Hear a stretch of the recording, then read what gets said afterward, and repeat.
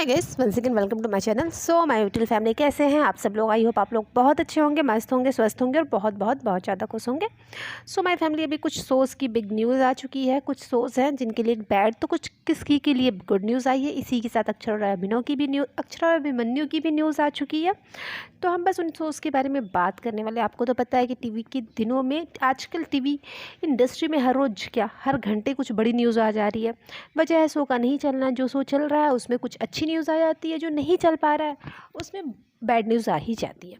चलिए फिर हम ऐसे ही शोज़ के बारे में बात करेंगे। तो इसमें सबसे पहले हम बात करेंगे कलर्स के शो उड़ारिया, जिसे आप थर्ड जनरेशन जिसमें आप देख रहे हैं। अगर इस शो की बात करें तो ये रवि दुबे और शगुन मेहता का शो है और ये उनका पहला शो है जिसे वो लेकर आए थे कलर्स पे। और ये शो ने बहुत धमाल मचाया है 7:30 बजे के टाइम स्लॉट पे, जब फतेह तेजो और जैस्मीन इस शो में थे।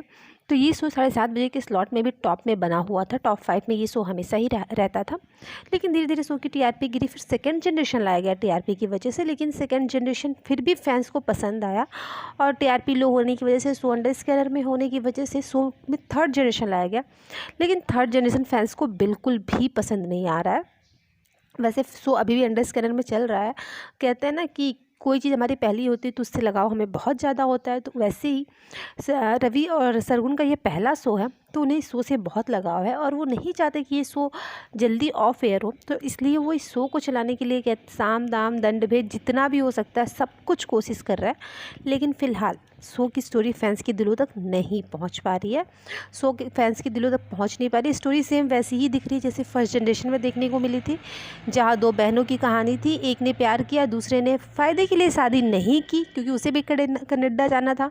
और फिर मतलब उसमें तेजो ने शादी की थी और इसमें भी वही बात है कि प्यार करती है लेकिन उसे कनाडा जाना है। तो उसके लिए उसने अपनी ही बहन को यूज़ किया क्योंकि उसे पता नहीं था कि वो इसकी बहन है। बस इतना ही इसमें अंतर था और सारी चीज़ें तो बहुत कुछ सेम ही थी।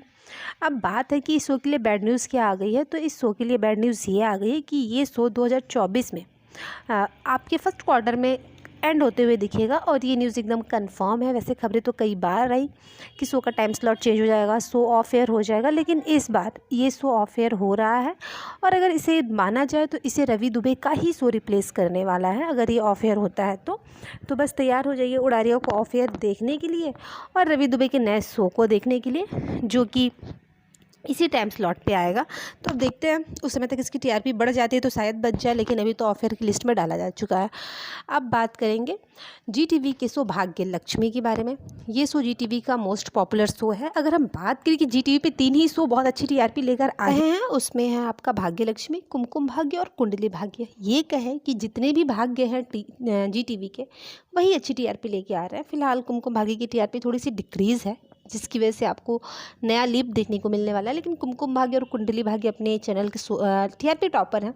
इन्हीं 2 शोज़ ही टॉप 5 में एंट्री भी ले पाते हैं और टीआरपी भी लेकर आते हैं।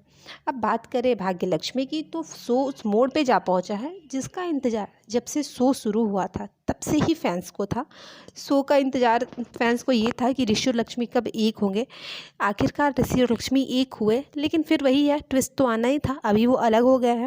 अभी नया प्रोमो आपने देखा है जहां ऋषि लक्ष्मी को बचाने जा रहा है, लेकिन इसी के बीच हमें ये सुनने को मिल रहा है, जो कि खबरें बहुत लंबे टाइम से आ रही थी, कि शो में लीप आने वाला है।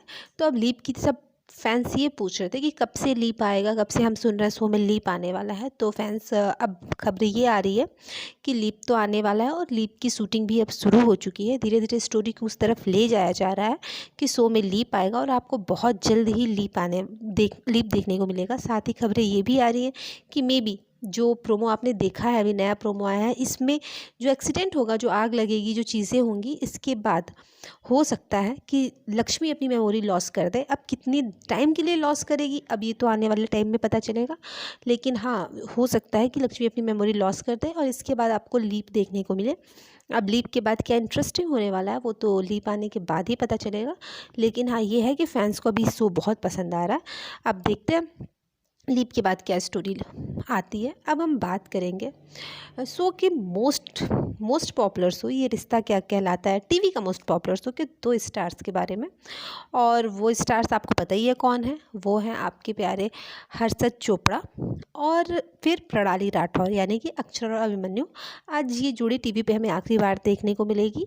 एंडिंग बहुत ख़राब होने वाली है। अगर मैं बता दूँ तो बस आपको ये देखने को मिलेगा आज के एपिसोड में जो कि टेलीकास्ट होगा कि बस अक्षरा और अभिमन्यु शादी करने वाले हैं। अक्षरा मंदिर में वेट करती रहती है, फिर लैंडस्लाइड होता है जहां अभीर भी मारा जाता है। फैंस को इस बात से ये सीन बड़ा ख़राब था कि अभीर भी मरता है अभिमन्यु के साथ, और अक्षरा को पता चलता है कि लैंडस्लाइड हो रहा है। और फिर अक्षरा जाती है, देखती है लिस्ट, तो उसमें अभिमन्यु मरने वालों की लिस्ट में अभिमन्यु और अभीर का भी नाम होता है।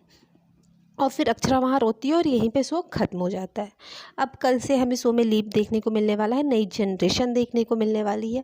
तो अब ये क्या एंडिंग हुई, मुझे तो ये एंडिंग समझ में नहीं आई फ़िलहाल के लिए, लेकिन शो की एंडिंग यही है। अब कल स्टार्टिंग में क्या दिखा रहा है अब ये देखने वाली बात होगी, लेकिन आज के लिए बस इतना ही था और यहीं पे शो ख़त्म हो जाता है। कल से हमें लिप देखने को मिलना है, ये तो सबको ही पता है। चलिए ये चीज़ तो हो गई। कुल मिला के जो एंडिंग हुई वो अच्छे से भी नहीं दिखाई गई कि मतलब अच्छे से कुछ सीन को क्रिएट किया जाए।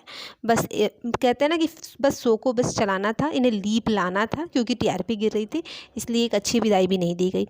लेकिन चलिए फैंस के लिए गुड न्यूज़ आ भी चुकी है, और गुड न्यूज़ ये है कि आपको हर्षद चोपड़ा आईटी अवार्ड में परफॉर्म करते हुए दिखेंगे। और सिर्फ परफॉर्म करते हुए ही नहीं दिखेंगे, फिलहाल आईटी अवार्ड की वोटिंग बहुत ज़ोरों शोरों से हो रही है। तो आप लोग भी अगर हर्षद चोपड़ा के फैंस हैं या किसी के भी फैंस हैं तो जाके वहाँ वोटिंग करिए, क्योंकि आपके फेवरेट्स को वोट की बहुत ज़्यादा ज़रूरत है।